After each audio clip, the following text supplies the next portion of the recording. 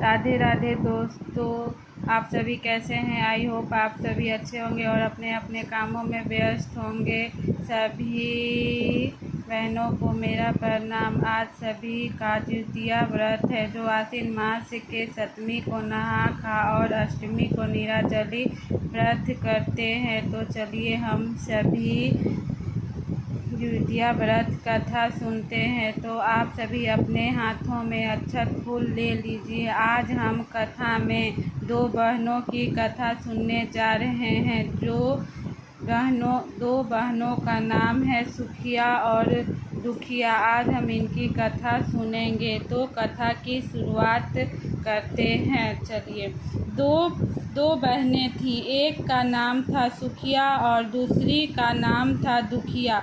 दोनों का भाग्य उसके नाम जैसा था। दुखिया गरीब थी और बहुत दुखी रहती थी। सुखिया अमीर थी और हमेशा सुखी रहती थी। दोनों एक ही गांव में रहती थी। दुखिया सुखिया के घर में काम करती थी, साफ सफाई करती थी, खाना बनाती थी और जो खाना बच जाता था वह खाना सुखिया दुखिया को दे देती थी। इस तरह दुखिया का घर चलता था। समय बीतता गया। दोनों के बच्चे भी थे। सुखिया को 2 पुत्र थे और दुखिया को भी 2 पुत्र थे। जब द्वितीया का व्रत आया तो दोनों बहनों ने द्वितीया का व्रत रखा। दुखिया सुखिया के घर में काम करती थी। व्रत के दिन दुखिया ने सुखिया के घर जो चावल फटका उससे जो खुर्दी निकलता वह अपने लिए रख लेती और साफ चावल सुखिया को दे दी। फिर साग को चुनी। बढ़िया साग सुखिया के लिए रख दी और जो डंठल था वह अपने लिए रखी। अब दुखिया ने सुखिया के घर खाना बना दिया और अपने घर चावल की खुर्दी और साग की डंठल लेकर गई। बनाने के लिए खुर्दी का चावल और साग की डंठल बनाकर वह खाना अपने बच्चों को खिलाई और खुद भी खाई। उसके बाद दुखिया सोने चली गई। आधी रात में एक बूढ़ी औरत उसके घर पर आकर दरवाज़ा खटखटाती है तो दुखिया पूछती है, कौन है? तब बुढ़िया बोली, बेटा हम हैं। दुखिया ने उठकर फाटक खोला और पूछती है, अम्मा आपको क्या चाहिए? इतनी रात में आप यहाँ किस लिए आई हो? बुढ़िया बोलती है, बेटा मुझे बहुत भूख लगी है, कुछ खाने को दे दो। दुखिया उसे घर के अंदर ले आती है और कहती है, हम लोग बहुत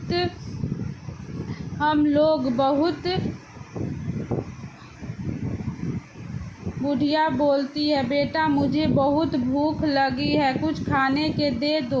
दुखिया उसे घर के अंदर ले आती है और कहती है, हम लोग बहुत गरीब हैं, आज मैंने खुर्दी का चावल और साग की डंठल बनाया है, क्या आप खाएंगी? तो बुढ़िया बोलती है, हाँ क्यों नहीं खाऊंगी, हमें बहुत भूख लगी है, हम वही खाएंगे। दुखिया अंदर जाकर खुर्दी का चावल और साग की डंठल लाती है और बुढ़िया को देती है खाने के लिए। बुढ़िया खाना खाने के बाद कहती है कि मुझे अच्छे से कुछ दिखाई नहीं देता, इतनी रात के अंधेरे में मैं अपने घर कैसे जाऊंगी? तो दुखिया कहती है, कोई बात नहीं, आप यहीं पे सो जाइए, सुबह अपने घर चले जाना। तो बुढ़िया औरत दुखिया के घर में ही सो जाती है। फिर थोड़ी देर बाद उठकर बुढ़िया बोलती है, बेटा मुझे दीर्घ शंका लगी है, कहाँ करूँ? तो दुखिया कहती है, मेरे घर में बाथरूम नहीं है, आप उधर कोने में कर लीजिए। बुढ़िया पूछती है कि बेटा भर भर करे या छर करे? दुखिया नींद में थी तो वह कहती है, माता जी भर भर कर दो, मैं सुबह साफ कर दूंगी। फिर थोड़ी देर बाद बुढ़िया पूछती है कि बेटा मैं अपने हाथ कहाँ साफ करूँ। तो दुखिया कहती है आप मेरे सिर में अपने हाथ साफ कर लीजिए। जब सुबह होती है तो दुखिया को यह सब सपने जैसे लगता है कि सोते समय मुझे कोई सपना आया होगा। वह ज़्यादा कुछ नहीं सोचती और नदी में नहाने के लिए चली जाती है। जब वह नदी में नहाती है और अपने बाल धोती है तो उसके बालों से होते हुए जो पानी बहता वह सोने का पानी होता। आसपास की सभी महिलाएं यह देखकर चकित हो जाती है और कहती है कि तुम्हारे बालों से तो सोने का पानी गिर रहा है, क्या बात है।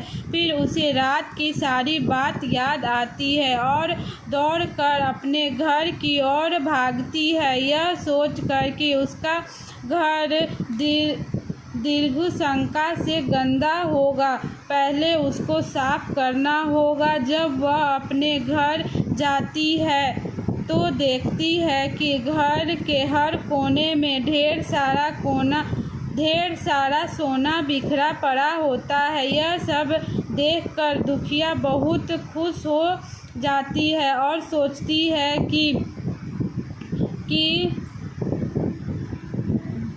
जीतवाहन बाबा की कृपा से यह सब जो माता के रूप धारण करके मेरे घर आए और मुझे इतना आशीर्वाद दिए। अब दुखिया अमीर हो जाती है और सुखिया के घर जाकर काम करना बंद कर देती है। दुखिया अब अपना व्रत पूरा करती है तो अपने पुत्र को कहती है कि जाओ मौसी के घर से तराजू लेकर आओ, यह नापने के लिए कि यह सोना कितना है। बच्चा बहुत खुशी से सुखिया मौसी के घर जाता है और तराजू मांगता है तो सुखिया पूछती है कि तराजू पर क्या नापना है। तो बच्चा बोलता है मेरे घर में ढेर सारा सोना है, उसी को मम्मी नापेगी। सुखिया कहती है खाने के लिए तुम्हारे घर में कुछ नहीं है और सोना नापोगे, मुझसे झूठ कहते हो। तो बच्चा कहता है नहीं, मैं झूठ नहीं बोल रहा हूँ। सुखिया सोचती है जब तराजू मांगा है तो कुछ न कुछ तो ज़रूर नापना होगा, इसलिए वह तराजू के पीछे गोंद लगा देती है ताकि जो भी नापेगा वह थोड़ा सा इसमें चिपक जाएगा। दुखिया जब तराजू पर सोना नापती है तो कुछ सोने का टुकड़ा उस गोंद में चिपक जाता है। तब बच्चा तराजू लौटाने आता है तो सुखिया उसको उलट पुलट कर देखती है तो उसे तराजू में सोना लगा हुआ मिलता है। सुखिया सोचती है उसके घर में ज़रूर कहीं से सोना आया होगा, इसलिए वह कई दिनों से काम पर भी नहीं आई है। सुखिया उसके घर जाकर देखती है कि आखिर यह सोना कहाँ से आया। जब सुखिया दुखिया के पास जाकर पूछती है कि तुम्हारे पास इतना सोना कहाँ से आया कि तुम तराजू मंगाई नापने के लिए, तो दुखिया उसे उस रात की सारी बात अपनी बहन को बताती है।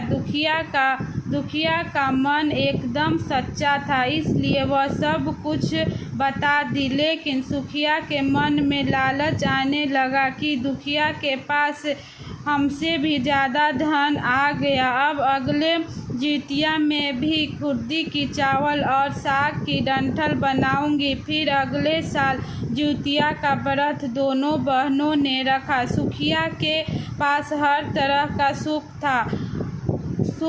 था और धन धन भी था। फिर भी वह जितिया के दिन चावल फटक कर साफ चावल फेंक दी और खुर्दी अपने पास रख ली। साग को तोड़ कर पतिया फेंक दी और डंठल अपने पास रख ली और वही बनाई।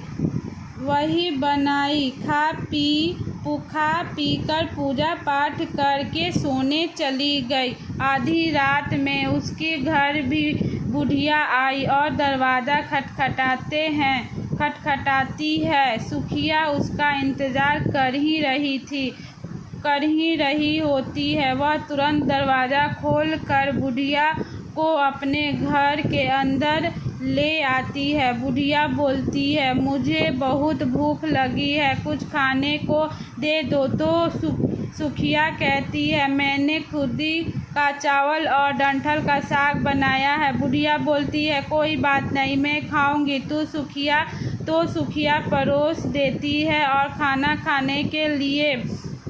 खाने के लिए और सोने चली जाती है। बुढ़िया बोलती है, मैं घर नहीं जा सकती, मुझे दिखाई नहीं देता। तो सुखिया कहती है, कोई बात नहीं, आप यहीं सो जाओ। थोड़ी देर बाद बुढ़िया फिर बोलती है कि मुझे दीर्घ शंका लगी है, कहाँ करूँ? तो सुखिया कहती है, वहीं कोने में कर लीजिए। फिर थोड़ी देर बाद बुढ़िया बोलती है, भर करें या छर करें? इस समय सुखिया को याद नहीं आता है कि दुखिया ने क्या बोला था। तो सुखिया बोलती है, छर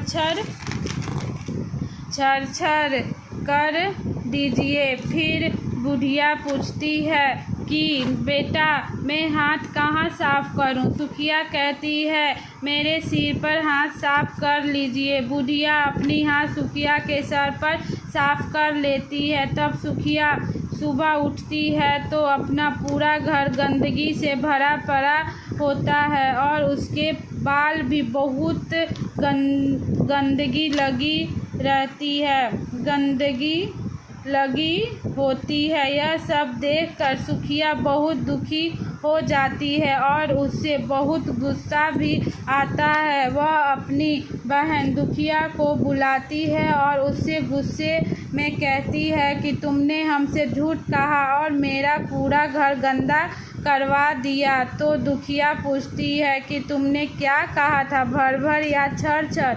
तो सुखिया कहती है, मैं तो छर बोली। तो दुखिया बोलती है, यही पर तो तुमने गलती करी और तुम्हारे पास तो सब कुछ था, किसी चीज़ की कमी नहीं थी, फिर भी तुमने लालच किया। मेरे पास तो कुछ भी नहीं था, तुम्हारे पास तो सब कुछ था। तुम्हारे घर जितवाहन बाबा भेष बदल कर आए, लेकिन फिर भी तुमने उन्हें अच्छा खाना नहीं परोसा। मेरे पास तो कुछ भी नहीं था, इसलिए मैंने उन्हें खुर्दी का चावल और डंठल का साग परोसा था। तुमने अपने घर आए भगवान का अपमान किया, सब कुछ रहते हुए भी तुमने साग और भात खिलाया। तुम्हारे पास सब कुछ होते हुए भी तुम्हें लालच नहीं करना चाहिए था, इसलिए तुम्हारे साथ बुरा हुआ। दोस्तों, आप सभी को कथा कैसी लगी कृपया कमेंट ज़रूर करें। इसके साथ जितवाहन कथा यहाँ समाप्त होती है। आप सभी को धन्यवाद।